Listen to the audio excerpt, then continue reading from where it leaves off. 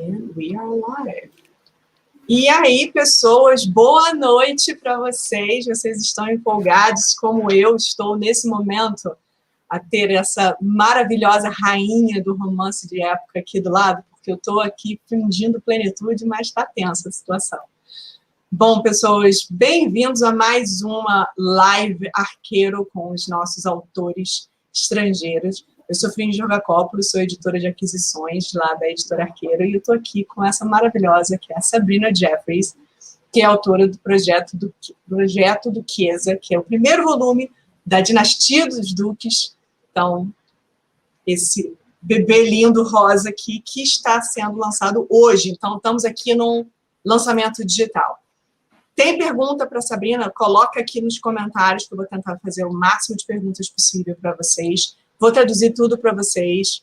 E é isso. Vamos lá, porque a gente tem muita coisa para perguntar, muita coisa para descobrir e pouco tempo. Então, vamos lá. Sabrina, thank you so much for being here with us today. I'm talking to everybody how excited I am and how I'm trying to be like all cool and stuff. And actually, I'm very nervous because I'm such a big fan. So, thank you so much for being here. Oh, thank you for having me.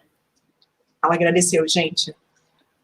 First, before we start talking about everything, how has it been for you for these?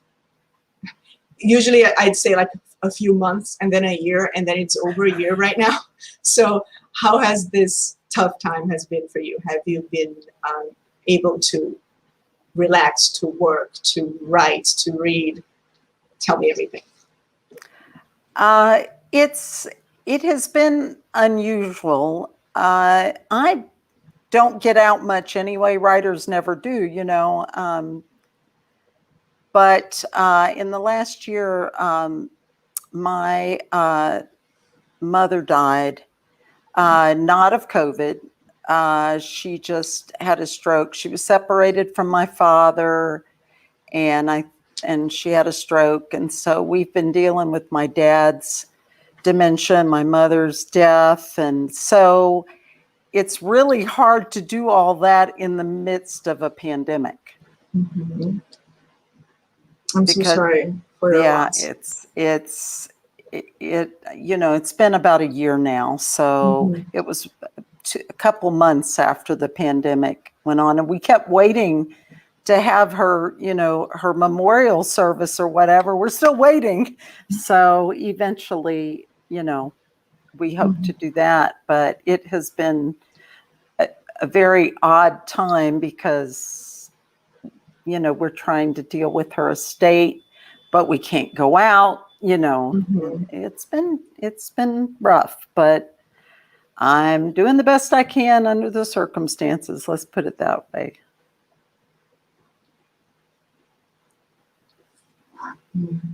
Once again, I'm so sorry for your loss. It's unimaginable. So, gente, primeira pergunta é sempre como ela tá passando essa época, né, que é tão difícil, para tá todo mundo fechado em casa e tal. Então, como tem sido para ela? Falar, normalmente tem sido complicado porque autores normalmente nunca saem de casa. Então, até aí nada mudou demais, mas no último ano ela perdeu a mãe. Teve um derrame, e não foi de Covid, mas ela faleceu, e ela era separada do pai, então eles estão tentando lidar com a situação não só da perda da mãe dela, mas também do pai, a situação de saúde do pai, que tem demência, e nisso tudo no meio de uma pandemia, e então eles estão tentando ainda, esperando para conseguir fazer o que eles chamam de memorial service, é como se fosse um velório para a gente aqui, mas é um pouco diferente, tá, na questão. E ainda estão tentando lidar com toda a questão do que a mãe deixou, né, do casa, essas coisas, então está sendo bem difícil, mas ela está tentando fazer o melhor dela dentro dessas circunstâncias, e aí eu, obviamente, né, dei os meus pesares para ela, e ela falou, não, sem problema, estamos aqui. Que tristeza, né, gente? Dá vontade de abraçar e falar que alguma coisa vai ficar tudo bem. A gente nem tem palavras para falar alguma coisa nesse momento. I'm like, everybody's like, oh my God, I'm so sorry for your loss. And everybody's really sending their love. And I'm like, it's so hard to hear these things, because I want to go over there as such a Brazilian that I am, and, you know, try to hug you and say everything's going to be okay. But, you know, we have no words for this. So it's, helpful. So, everybody's like, oh, let's send lots of hearts for her over here. So everybody's in. I appreciate it. Ela tá agradecendo aqui o carinho de vocês nos comentários, gente. Taca coração aí pra gente, pra ela saber que vocês estão com ela nessa situação aqui. Everybody's like sending lots of hearts. So, okay, so let's step kind of in the middle of your work right now, but not jumping in the pool, oh my God, head first. Let's go like this. Before we get to your work, we need to take a step back. We have a lot of people there are just finding out romance novels. So in your words, what defines a romance novel? I look at it as any story that has a focus.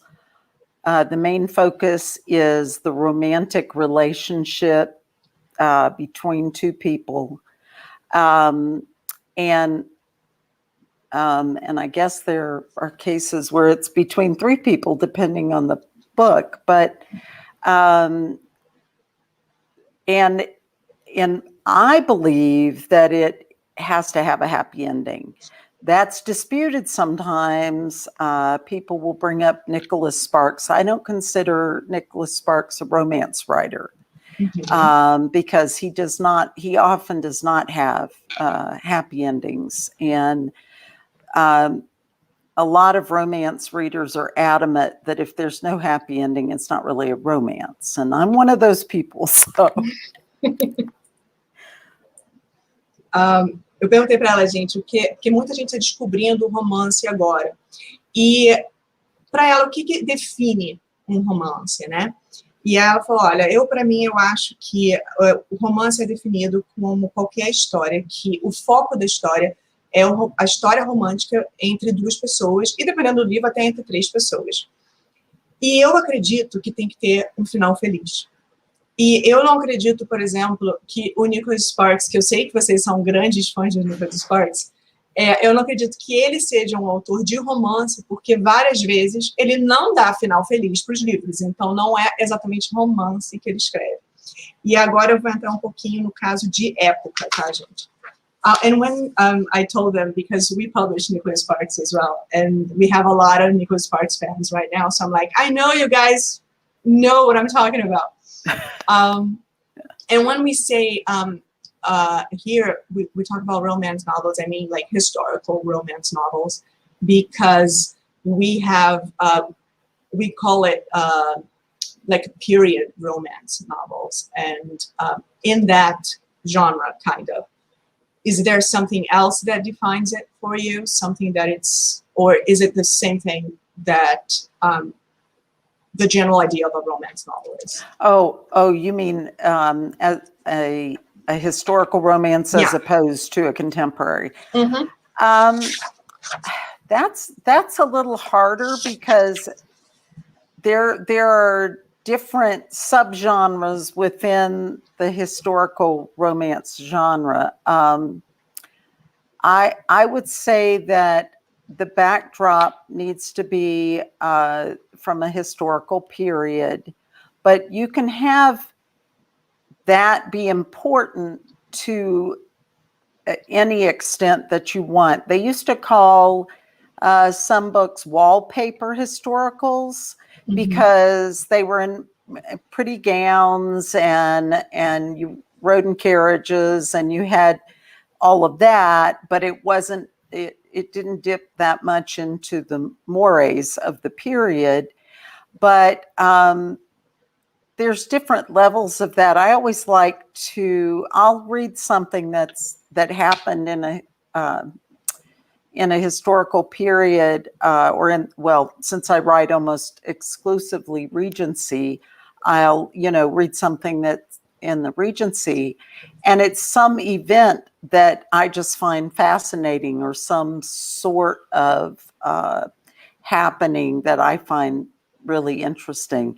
And so then I usually want to work that into whatever I'm writing. But some people don't touch on historical events at all. Some people don't use historical characters at all, like the prince or any of the royalty or anything like that. So it really depends on how comfortable that writer is with that.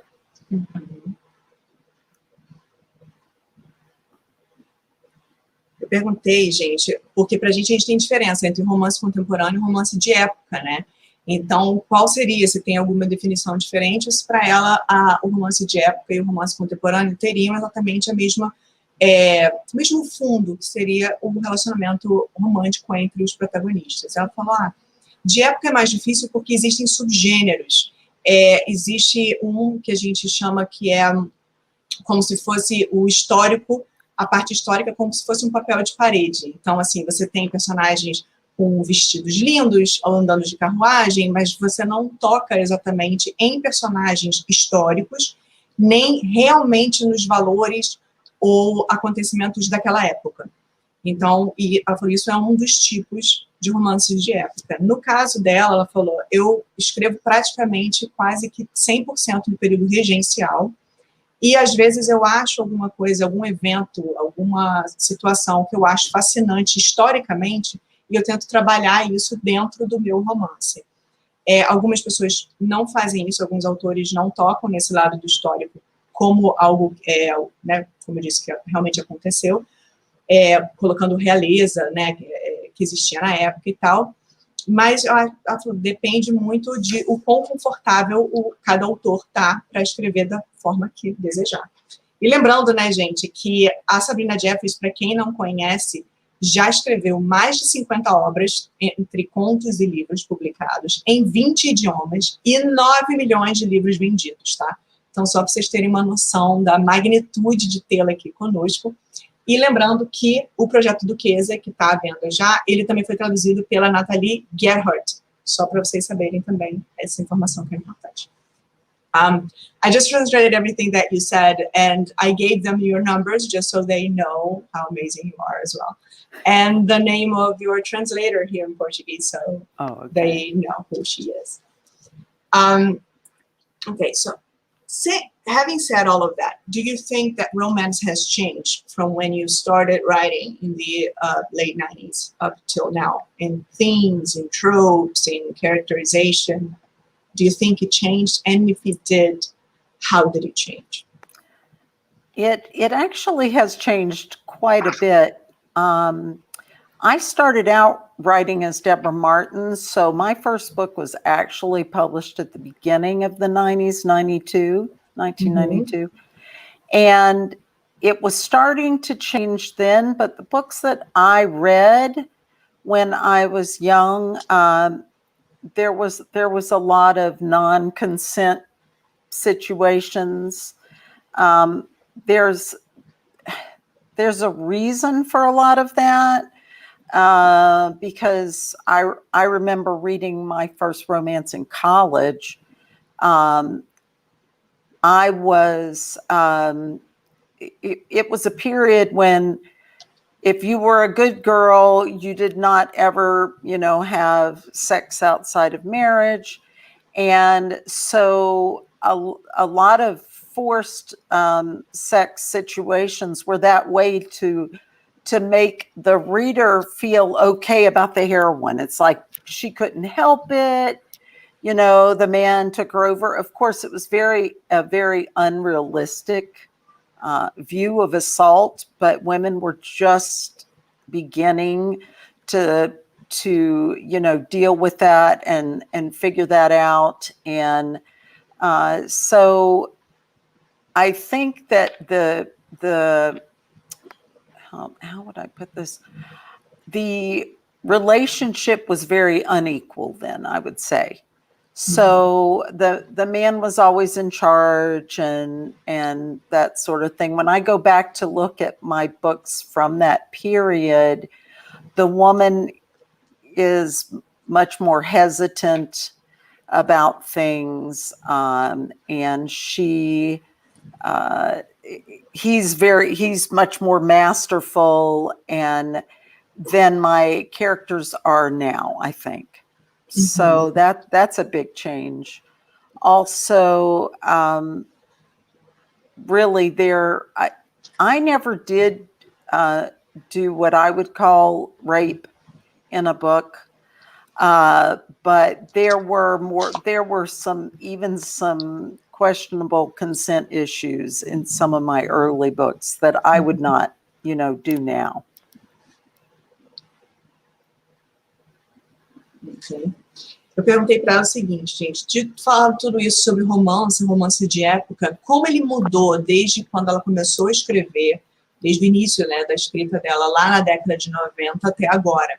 Ela falou, olha, eu comecei a escrever, o nome Sabrina Jeffries é um pseudônimo que surgiu já no final da década de 90, mas ela escreveu antes com o nome de Deborah Martin em 1992. E ela falou, olha, e mudou muito de lá para cá, tanto o que ela escreve, quanto o romance, o gênero como um todo. Falou, olha, os livros que eu lia, o primeiro que eu li, ela estava na faculdade, ela falando, e tinha muita razão para situações de não consentimento entre os protagonistas. Porque, na época, tinha-se na cabeça em que a mulher era a boazinha se ela não tivesse nenhum tipo de relação sexual fora do casamento, né? Tinha que ser casada primeiro e tal. Então, tinha toda uma situação de uma dominância masculina e mulheres com menos agência, em que a situação entre o casal era de não consentimento. E porque dessa forma era a única forma em que a protagonista descobriria a sexualidade forçadamente, senão ela nunca teria buscado isso, porque se ela tivesse buscado isso, ela não seria considerada uma boa moça. Então, isso mudou muito de lá para cá. Ela falou, isso mudou muito tanto nos livros no gênero como um todo, os livros que são publicados como um todo, mas também nos livros que ela escreve. Lembrando que o Projeto Duquesa, Dinastia dos Duques, no caso, que é a série toda, é a série mais recente publicada da Sabrina Jeffries. E ela falou, lá atrás, você tinha muito dessa situação do homem muito dominante e a mulher sem agência. E isso mudou muito de lá para cá. Então, são coisas que realmente fazem total diferença no trabalho. It's funny that you say that, because I'm like, okay, women with no agency, and then I think about Gwen, and I'm like, this is like completely opposite of her, because she's totally amazing, and Beatrice is amazing, and I'm like, yay, for change, you know. Eu tô falando que as personagens protagonistas do primeiro e do segundo livro desse, assim, que eu tô lembrando de cabeça, tá, gente? São maravilhosas. Aliás, a protagonista do quarto também. Aliás, todas as protagonistas. I'm like, yeah, the protagonist of the first book, and then the second. Oh, no, actually the fourth. Oh, no, actually the third as well. They're all amazing.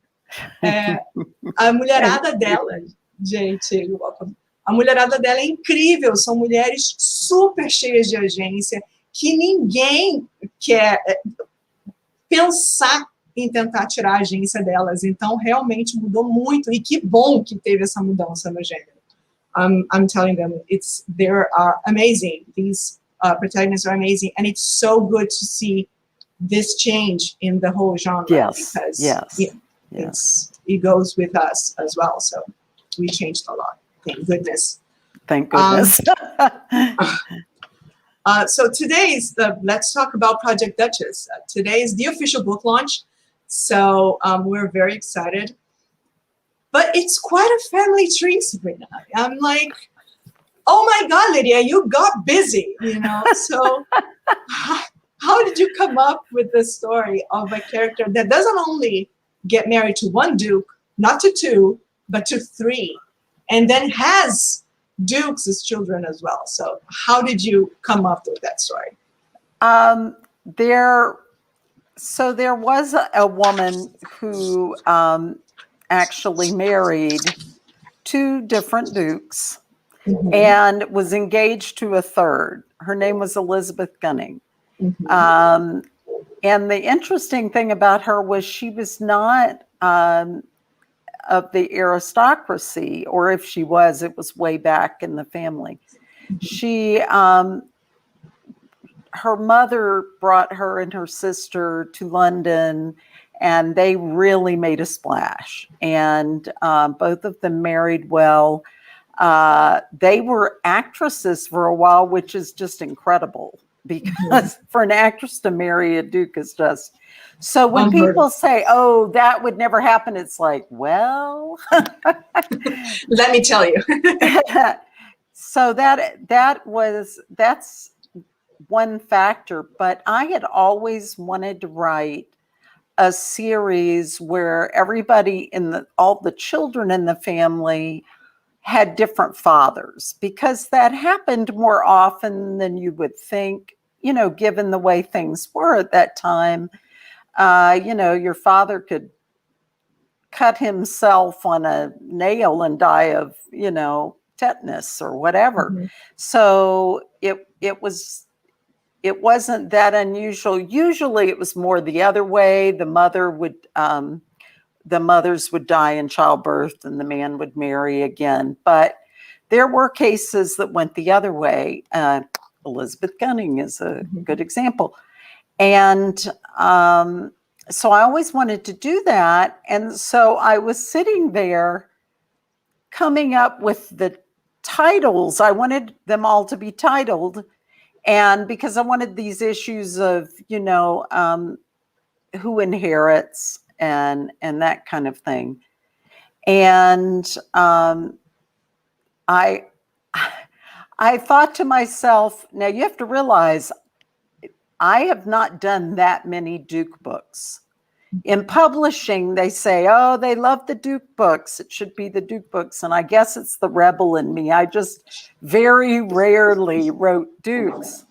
So I thought, oh, I could make them all Dukes. I mean, if they have different fathers, they could all be Dukes. It would be a Duke dynasty.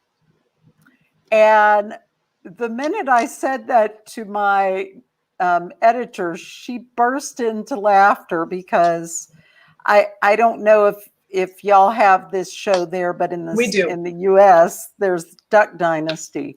And that was why I did the titles as reality show titles, because I thought, oh, well, the whole series will be from a reality show. We might as well do titles that are from a reality show. So, oh, this is so good.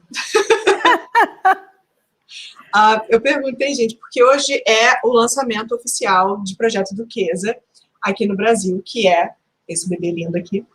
E aí eu falei, então, agora me conta o seguinte, se vocês não sabem, o Projeto Duquesa é um de 4 livros em que a matriarca dessa família toda, ela foi uma mulher, Lídia, a nossa querida matriarca, que ela casou não com um, não com 2, mas ela já casou com 3 duques. E teve filhos que herdaram. Então, ela casou com duques e teve filhos duques.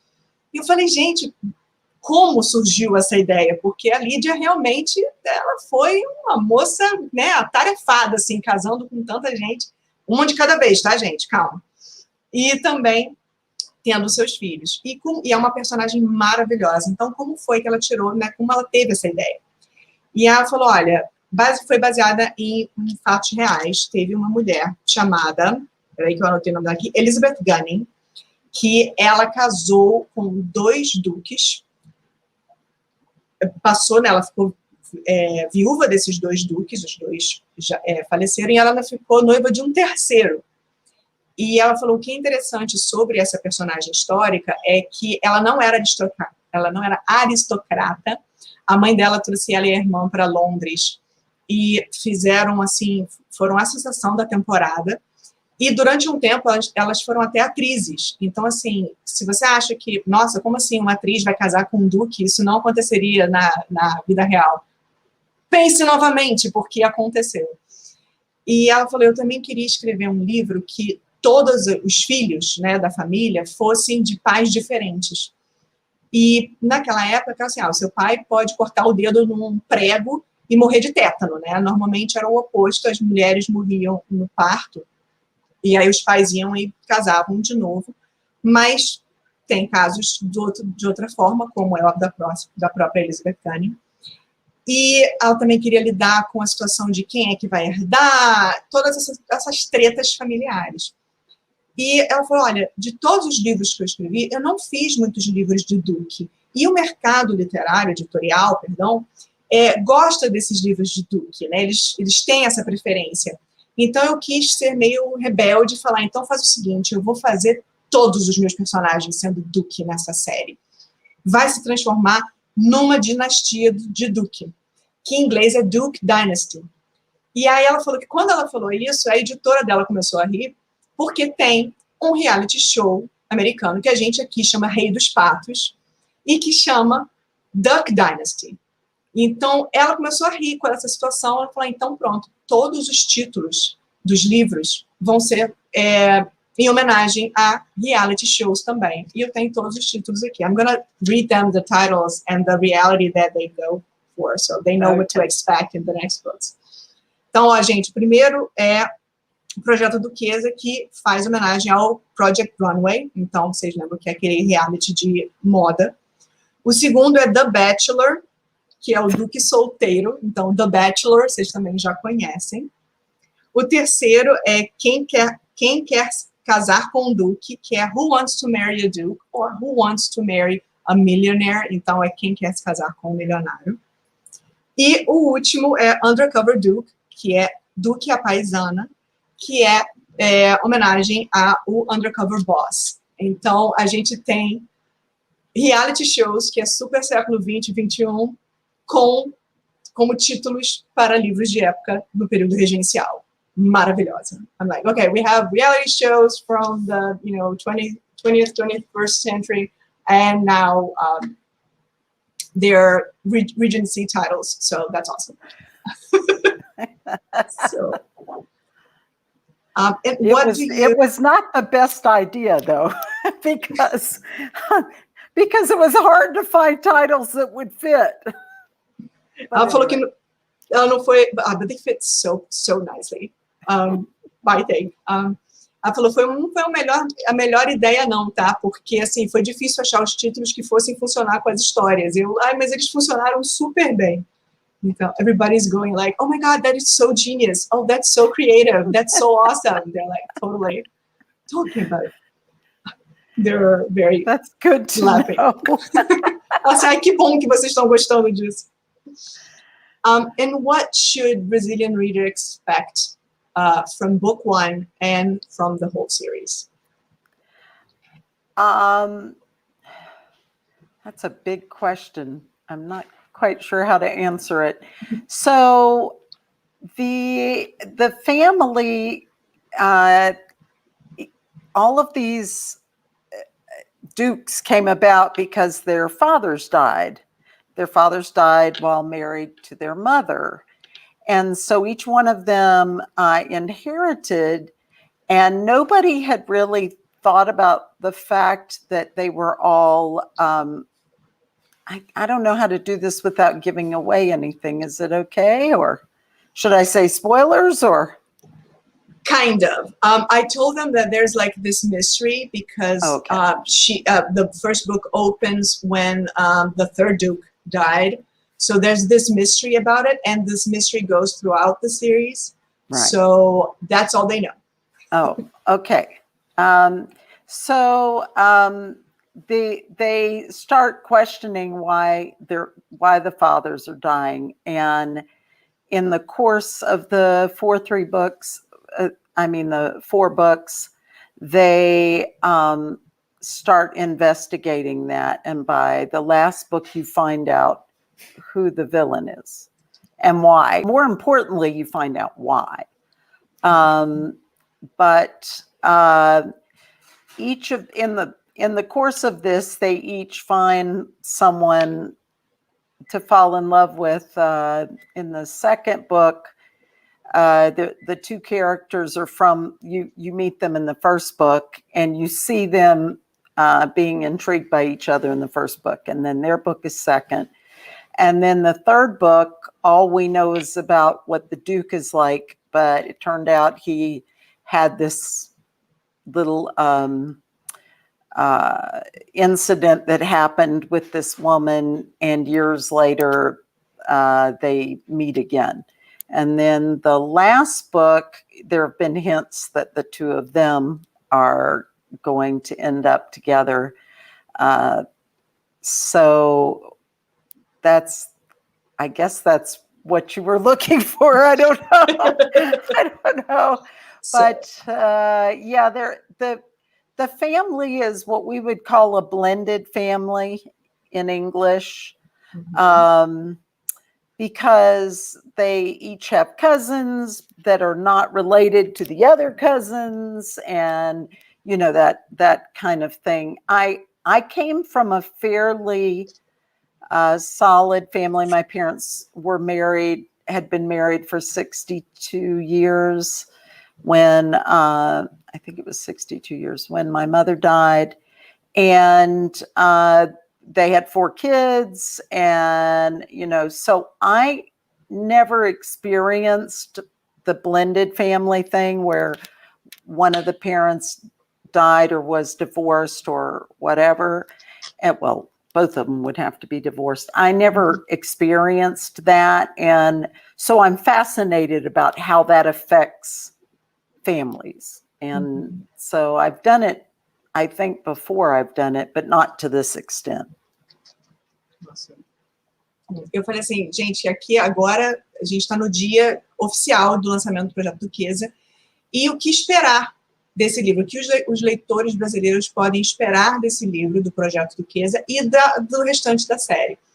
Ela falou, olha, tem algumas coisas. Uma das coisas é uma família que é uma família estendida, no caso, porque eles, como são pais diferentes, todos faleceram quando ainda eram casados com a mãe, né? Então ela foi se tornando viúva, e aí todos esses primeiros filhos herdaram, né, o ducado com tudo. Só que já no primeiro livro você já tem um mistério sobre por que esses duques faleceram, o que os levou à morte. Foi natural? Não foi natural? Tá estranha a situação?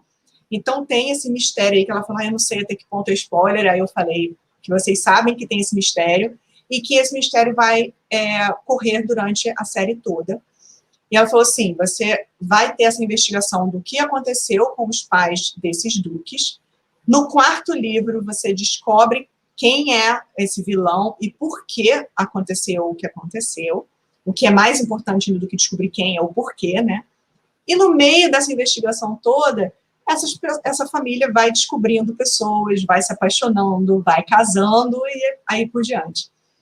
E aí ela falou, olha, no segundo livro, os protagonistas a gente já conhece no primeiro e eles já começam a ficam muito intrigados um pelo outro, então a gente já sabe que vai rolar, né, amorzinho no segundo livro.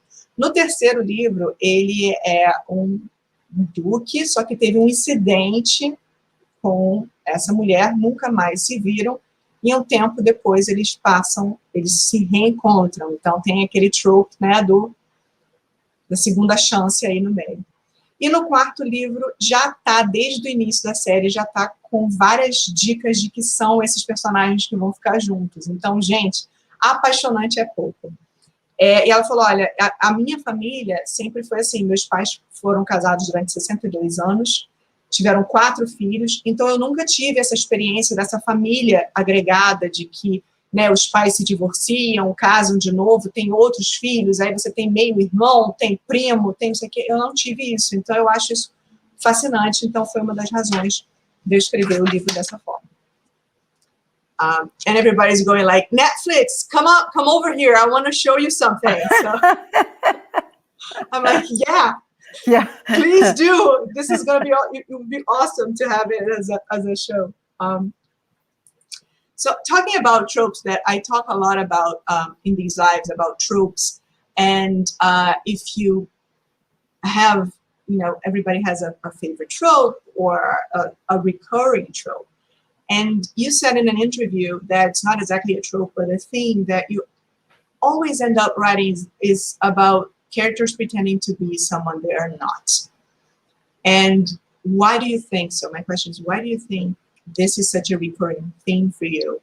And I dare say with social media is quite a current one as well.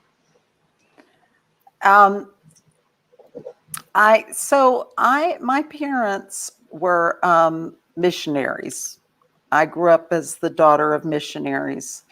And I really didn't identify with that.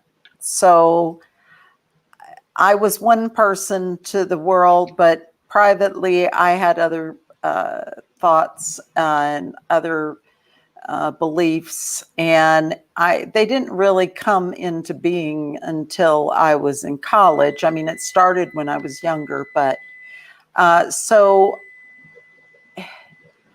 I would say I'm the black sheep of the family, except that my family all loved me regardless. I have a very close family, and my brothers and my sister, and we're all very close. And my mother never gave up on, trying to change that. But I understood she's a missionary. That's what she does. So I guess that was part of it, why I identified with that. And then there were several ways in which I didn't fit in. I was what they call a third culture kid. I grew up in one culture. My family was one culture, but I grew up in an Asian culture. And so I was really part of a third culture that when your home culture and your present culture don't, they blend, and you have that. So I wasn't outwardly, I was American, but I didn't feel fully American. So there was that. And then I have a PhD in English, but I didn't really fit into the academic world. I'm writing genre books. They, of course, would have preferred. I would never have been given a job teaching creative writing, because that would be reserved for someone who's writing important novels, and but I never wanted to do that. I grew up reading romances. They carried me away, and I really wanted to write them. And I kept going on in my education, because I needed a job to have while I was writing books. That was how I looked at it. And I got to the PhD point, and I sat down to turn my dissertation into a published work that would enable me to get a job as a professor. And I wrote a romance novel instead. And at that point I went, okay, I'm just going to do this. So I got a job as a tech writer instead, which is a very good job to have if you want to write fiction in the evenings, because it's very, very boring. Being a tech writer is very boring, especially the field I was in, which was oil and gas. So it was in Louisiana at the time, and it was oil and gas. So I just, by day I would edit, and at night I would write my books. And I did that for a few years until I was able to write full time. So. And when you say you grew up in an Asian culture, what do you mean? I grew up in Thailand. So very, very big immersion into an Asian culture, especially for the 2 years my mom had to teach us. We were out in a remote part of Thailand, and I played with the Thai kids next door. I didn't speak as much Thai as I would have liked, because we had just gone there 2 years before that. But we would play. They wanted to practice their English. I wanted to practice my Thai. We had a good time, but very different. They're very, very different cultures. Mm-hmm. So I think it was easier for those who were missionaries to say South American cultures, Brazilian, for example, and that was close enough to a Western, well, it is essentially a Western culture. So there's not that much difference, but when you're looking at an Eastern culture, it is very different. And that was a big change. So I was 7 when we went to Thailand. So I remembered enough about the US to, be affected by it. Eu perguntei para ela, gente, foi assim, numa entrevista que ela deu, ela disse que, de um jeito ou de outro, a gente fala muito aqui nas lives sobre tropes, né, ou tropos, que é o que a gente chama de clichê, que eu não gosto de usar essa palavra, mas a gente chama assim, que todo mundo acaba gostando mais, ou é de cão e gato, ou é de inimigos a amantes, ou melhores amigos a amantes e tal, que é o que junta os personagens num livro de romance de época. E aí eu falei, olha, tem numa entrevista que você disse que não é exatamente um trope, mas é um tema que volta e meia você acaba escrevendo, sempre está escrevendo sobre esse tema, que é personagens que fingem ser outras pessoas. Eles não se mostram por completo sempre. E eu queria saber por que você acha que esse tema é recorrente para você, porque acaba sendo um tema muito atual, principalmente hoje em dia com redes sociais, né? E aí ela falou, olha, vamos lá, meus pais eram missionários, então eu não me identificava muito com isso.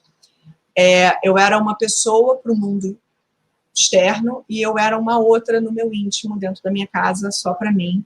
Isso acabou, eu tive mais consciência maior disso na faculdade, mas sempre teve presente.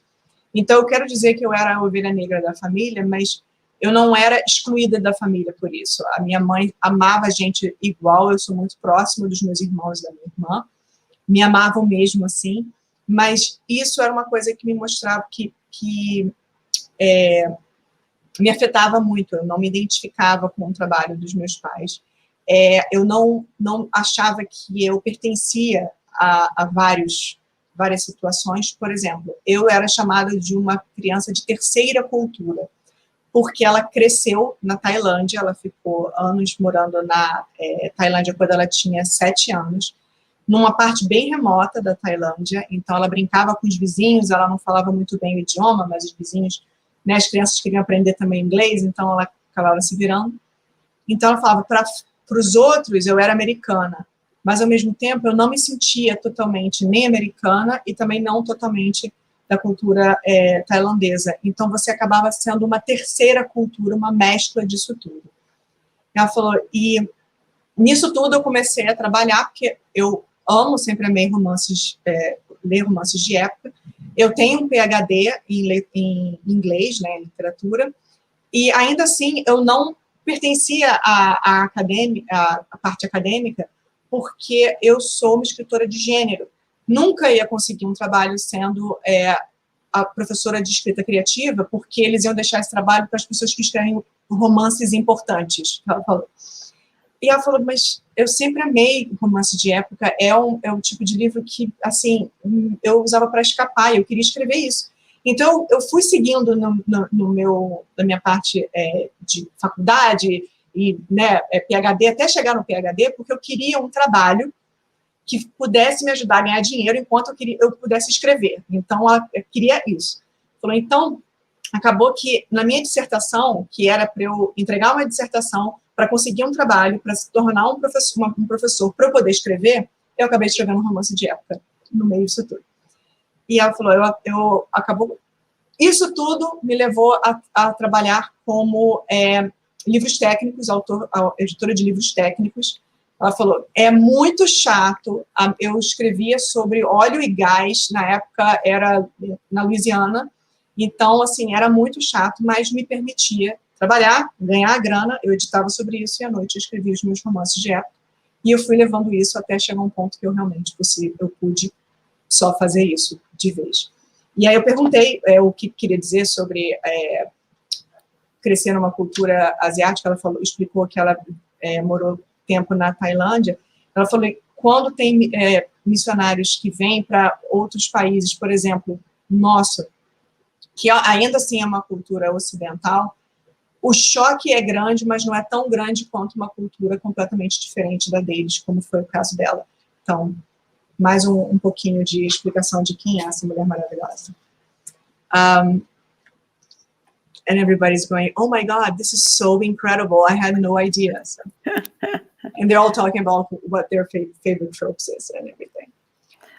Yeah, I guess I didn't really address that, but I like Beauty and the Beast.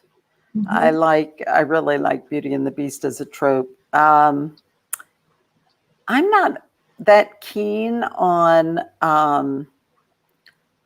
Cinderella. That's very much the trope of this book, mm-hmm. but it's not my favorite trope. I prefer things like enemies to lovers, and I love the best friend as the brother. You know, having your brother's best friend or your mm-hmm. sister's best friend. I like that. Anyway. Mm-hmm.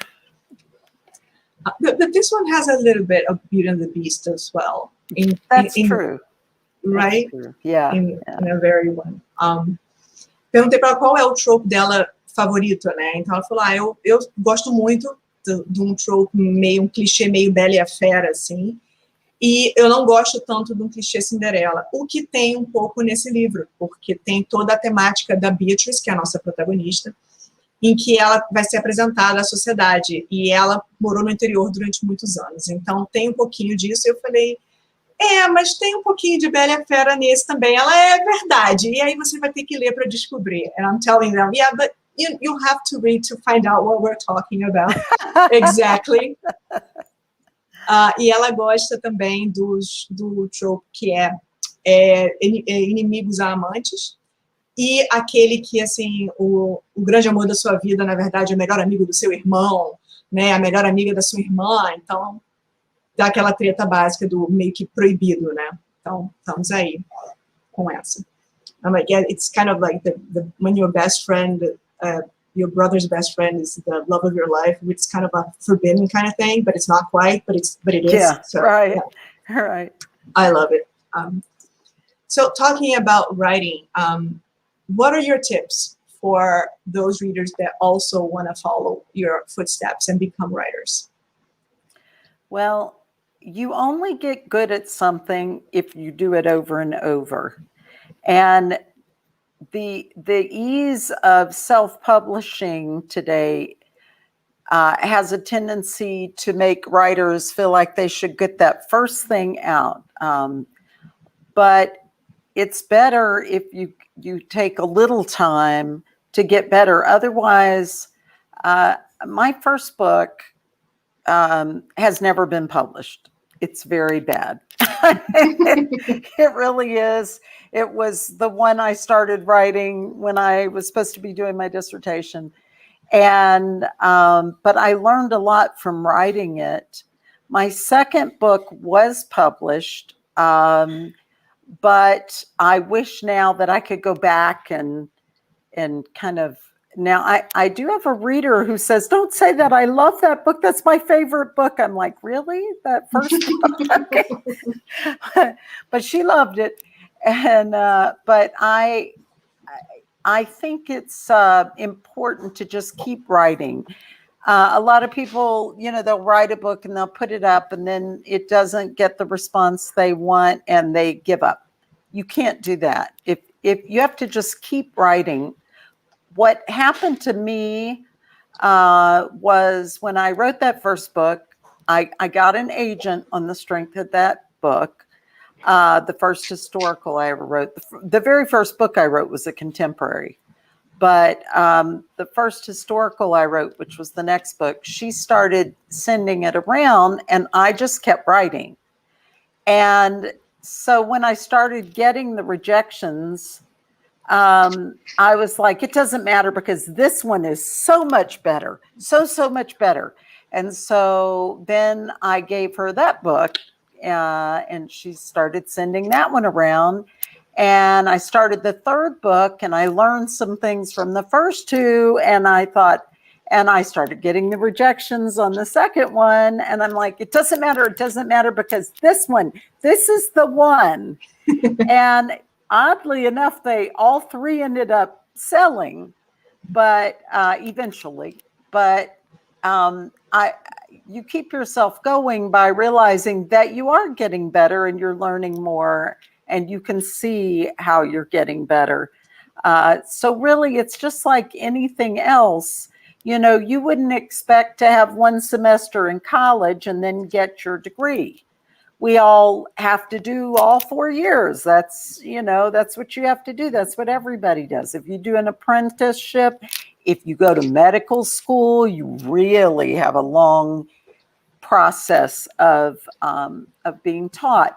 Writing is just like that. Just because we all write makes us think that we should all also be published.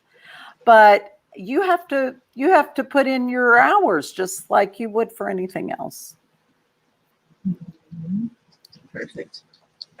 Eu perguntei, gente, então a gente está falando, né, sobre ela começar a escrever e tudo mais, então, assim, qual é a dica dela para vocês, que eu sei que tem vários leitores que também querem escrever, então qual é a dica que a Sabrina Jeffries dá para quem quer começar a escrever? E ela falou, olha, eu acho que você se torna bom em alguma coisa quando você faz várias vezes, né? Você continua fazendo, é a prática. E hoje a gente tem a publicação independente, né, a autopublicação, uma facilidade muito grande, que a sensação que a gente acabou de escrever, ele está pronto para ser publicado. E não é o caso, a gente precisa levar um tempo, trabalhar aquele texto, para que ele realmente se torne bom e se torne pronto para ser publicado. O meu primeiro livro nunca foi publicado, porque é muito ruim. Ela falou, foi muito ruim. Aquele que eu entreguei, que eu escrevi, quando eu tinha que, na verdade, estar escrevendo a minha dissertação. E, mesmo assim, quando eu comecei, eu escrevi o segundo livro, foi publicado. Hoje, eu voltaria atrás, mudaria muita coisa, e eu tenho uma leitora que fala, não, mas o meu livro é o meu livro favorito seu, e eu fico, nossa, sério? Mas ela adora, só que eu mudaria muitas coisas. E no primeiro livro que eu escrevi foi um livro contemporâneo, de romance contemporâneo. O segundo livro foi o primeiro livro de romance de época que eu escrevi, e nisso eu consegui uma agente que começou a mandar esse livro para as editoras. Só que nesse período, enquanto ela estava tentando vender o meu livro para editoras, eu comecei a escrever o segundo livro de regência, né, de livro de romance de época. Então, quando as cartas de rejeições começaram a chegar, eu falava, não importa, porque eu tenho esse aqui, segundo, aqui é muito melhor. E eu continuei escrevendo. Então, eu escrevi o terceiro. E aí, quando as cartas de rejeição começaram a chegar para o segundo, eu falava, não tem problema, eu aprendi, tem aqui o terceiro, esse aqui é o livro que vai funcionar. Então, eu sempre fui melhorando a minha escrita. Acabou que os 3 livros foram publicados, os 3 que eu escrevi, eventualmente foram publicados. Mas eu não parei de escrever, e eu aprendi, e fui melhorando, e continuei aprimorando. E para você, tem muita gente que nessa autopublicação publica, aí o livro não tem a recepção que eles estavam aguardando, e aí vocês desistem. Não desistam, continuam a escrever, não parem de escrever, porque assim, você entra na faculdade, você não espera fazer um semestre e pronto, agora eu quero meu diploma, né? Você tem que passar pelos 4 anos, se você vai fazer medicina, você vai passar por muitos anos além disso. Então, é importante, você precisa, todo mundo que consegue escrever, pode escrever, nem todo mundo vai ser publicado.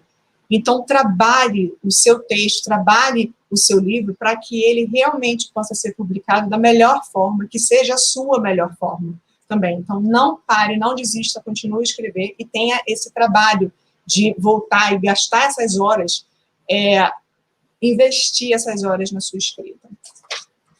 Ok. And we are in our last few minutes. Gente, pergunta aí se vocês têm alguma pergunta, tá? Coloca aí no chat para eu dar uma olhada, por favor. I'm in our last few minutes of your chat. And I'm sure you are about to find out in your social media how passionate your Brazilian readers are. So how is it like for you to be published here? Oh, I'm very excited because I actually have a lot of foreign publications, but I don't think I've ever been published in Brazil. I'm pretty sure this is the first book. Mm-hmm. And so that's exciting for me. It's anytime you break new ground in a new area, it's fun. And I've always wanted to visit Brazil, but I haven't been able to do. We don't travel as much as we'd like because we have an adult autistic son who's severely autistic. So for years and years we couldn't travel at all, and now he lives in in a group home. So we can travel some, but we just can't take long trips. One of these days, I am going to go visit Brazil. You're so welcome. I don't know when, but I'm going to do it if I can. So it's very exciting for me.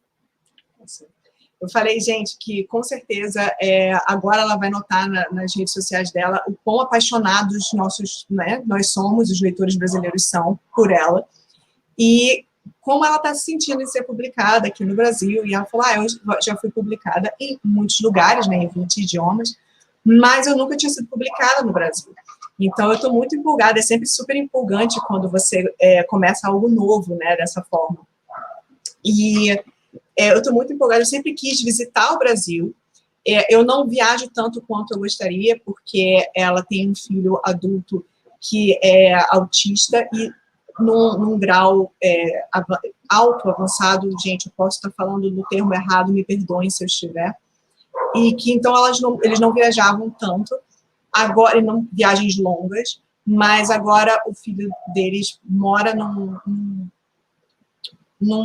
I'm like, how do I translate group home? You can say residential placement, or it's just him and two other men, and they, have staff, round-the-clock staff, because they have to have round-the-clock staff, but... Ele mora numa situação que é como se fosse ele mora em grupo, né? Ele mais 2 rapazes, e é uma situação em que eles têm auxílio, né, médico e de enfermagem constante, porque eles precisam. Então, essa é a situação. Ela falou, então, um dia, em algum momento, eu vou visitar o Brasil, porque é isso. E eu falei, é isso aí, venha, porque você vai ser muito, muito bem-vinda. Então, essa é a nossa maravilhosa Sabrina Jeffries. Let me just see if there's questions here for you.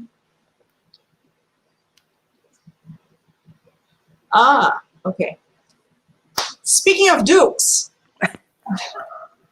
the book, The Duke and I, which actually is dedicated to you, made quite a splash recently at Netflix. What do you think about this kind of adaptation for historical romance for the screen? And have you watched it? I'm up to this episode 6. I'm kind of, of course, I'm loving seeing a romance novel. Actually, I watched Outlander, which also, but Diana Gabaldon says it's not a romance. I personally disagree, but it's. Julia is an actual romance writer who, claims it, is not ashamed of it. So it's very exciting to see. My schedule right now, unfortunately, is very, very tight because of all the things that happened in the past year. I'm behind on my writing schedule. So I really can't, I haven't watched the whole thing because it's, whenever I can steal the time to do it. so that's been, you know, the main reason I haven't finished it. But I read the book, so I know how it ends. So I really am enjoying it, though, and I love what they did. I know there were a lot of readers who didn't like, not a lot, but there were readers who complained about the diverse casting. But I loved that. I thought that made it not. I mean, there's nothing wrong with her original, but I think it was a great way to go. And I'm really enjoying that aspect of it too. And I mean, who cannot love it's Regia, how do you, I don't know how you pronounce it. Regé-Jean. Okay. He is so attractive. Which kind of encompasses everything. He's very sexy. And yeah, I loved who they chose to make the Duke. But anyway, it's been great, and I am hopeful that we'll see more books and more series being done, because it's about time. I mean, you know, they've done all of Jane Austen's books to death, and I'm a big Jane Austen fan. I've read every book. I've seen almost all the adaptations. But I would like to see a romance writer from, you know, this century have their works done. So it was really exciting to see it for Julia. Yeah. A pergunta foi sobre a adaptação do Duque Eu, porque o Duque Eu da Julia Quinn, ele foi dedicado a Sabrina Jeffries. Então, quem não sabe, pega aí a sua edição do Duque Eu, gente, para vocês verem como tá o nomezinho dela lá, bem no início. Vocês que pulam essa parte, ai, ai, ai. Like, it's dedicated to Sabrina Jeffries. Those of you who, you know, jumped to the dedication part, not cool, go back and read it. E o que ela achou, se ela assistiu a série, o que ela achou da adaptação, de ter romances de época adaptados para séries e filmes, né, no caso da Netflix. E ela falou, olha, eu estou no episódio 6, eu ainda não consegui assistir tudo, porque com tudo que aconteceu nesse último ano, eu estou atrasada na minha parte da escrita, está tudo atrasado, então o tempo que eu tenho eu acabo escrevendo, então eu não consegui ainda acabar a série. Mas eu li o livro, obviamente eu sei como termina. E ela assistiu Outlander, falou, embora a Diana Gabaldon diga que não é um romance, eu discordo, é um romance. E a Julia Quinn realmente é uma autora de romance de época, ela abraça isso, ela realmente é muito, né, tem muito orgulho disso. E isso foi muito importante, ter visto esse foco, né, no romance de época, numa adaptação.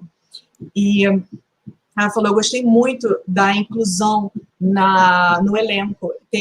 Claro que tiveram, ela falou, não teve muitos leitores, mas teve leitores que reclamaram que não era exatamente igual ao livro, nada errado com o livro original, mas eu amei a inclusão, e aí ela acha que fez toda a diferença na série, e falou, realmente, o Regé-Jean, gente, ela falou, ele é bonito, ele é sexy, ele é tudo, entendeu? Então, é o que a gente queria ver na tela mesmo, estamos aqui para isso, né, pessoas?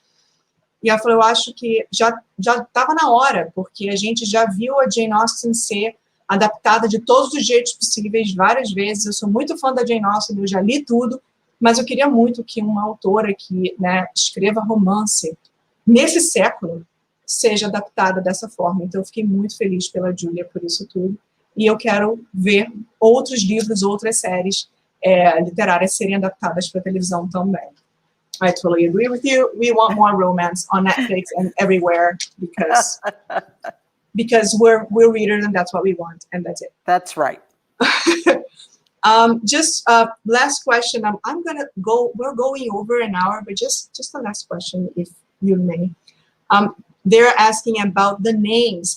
How do you name your characters? Because they're in love with the names. So how do you name them? Well, I guess it's cheating. I don't know, but I have these two books.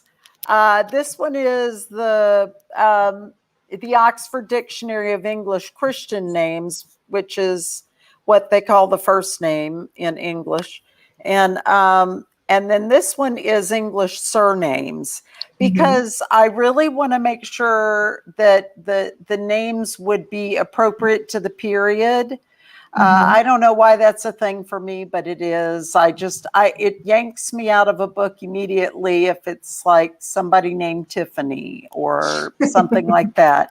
Even though actually the word Tiffany was around then, but anyway, I like to get that part right. And so I just go through, you'll see I have a whole lot of little tabs on there. I actually went through and picked out when I began to realize I was going to run out of names. I went through looking for names, and the red and orange ones are the female names, and the blue and green are the male. And so I just, it's like I need a girl's name, and so I go look. I try to find something that I find pretty, and that is also appropriate. Fortunately for me, this particular book says what period of history, of English history, the name was popular in. So if it says this, like for Tiffany, if it says Tiffany came about in the early 20th century, well, then that's out for me. That doesn't fit. So it's been very helpful in that regard. And actually, I carried it with me to a coffee house where I was working, and I lost it, and I had to buy it again, and it was out of print, and I had to pay a whole lot more for it the second time. But now I don't take it anywhere outside of my house because I don't want to lose it. But it's really very helpful. And I use this one. I don't use this one as much because a lot of English names have been around for a long time, surnames, family names.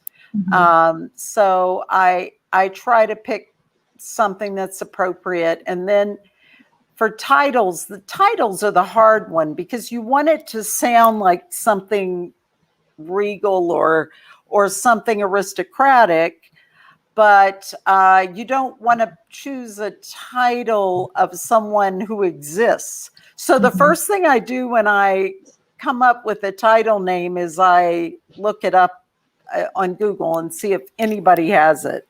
Because I don't want to deal with some family member going, you did this and you made him look like a villain and he's not a villain, So it has to go way back and be extinct. That's so awesome. Vocês perguntaram, a Sandra perguntou sobre os nomes, como ela cria os nomes, né? Porque são os nomes super fortes para os personagens. E ela falou, eu acho que eu estou meio que colando nessa hora, porque aí ela mostrou esses dois livros, que é o Guia Oxford de primeiros nomes e de sobrenomes. Ela tem esses dois livros.